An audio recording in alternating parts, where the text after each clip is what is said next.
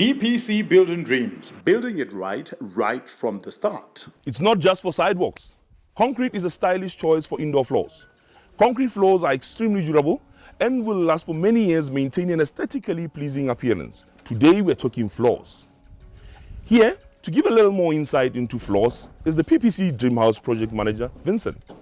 Hi Vincent, what does a builder need to bear in mind when constructing concrete floors? Well, Mukwadi, I'd say there are two key things to be aware of.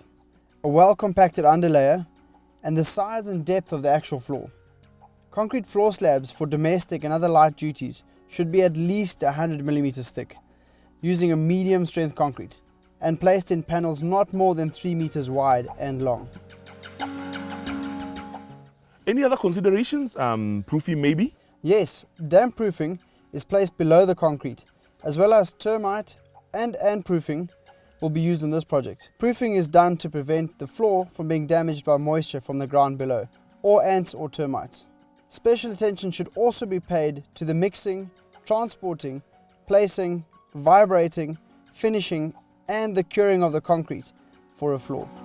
So tell me, what happens next after placing the concrete? Once the concrete has been placed, compacted and leveled to uniform finish, it is now left to stiffen.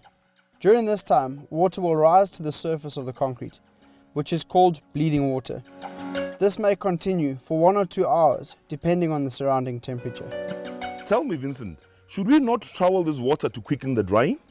No, definitely not. Do not trowel this bleed water back onto the surface, as this will weaken the concrete. The best thing to do is remove all the surplus water by mopping or pulling a hose pipe over the surface of the fresh concrete. Then, by using a wood float or a plastic float, condition the surface to a uniform finish in preparation for a smooth steel trowel finish. When would we be able to use the steel trowel?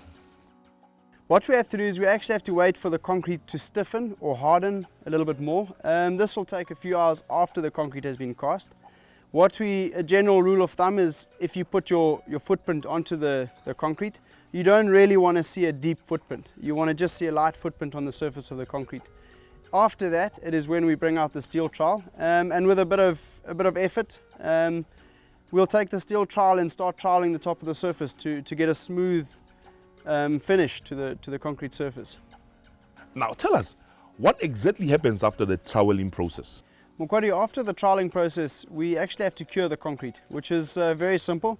It's just a process of keeping the concrete moist while it hardens and cures. So this normally takes from a few hours up to a few days after the concrete is complete.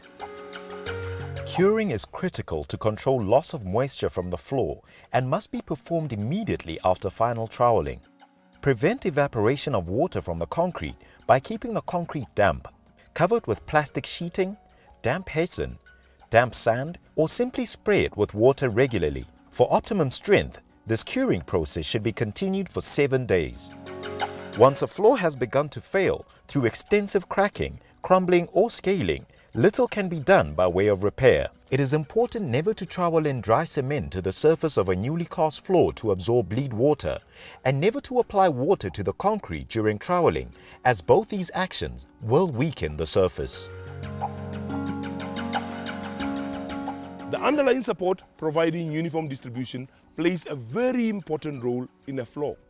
Make sure this is well compacted.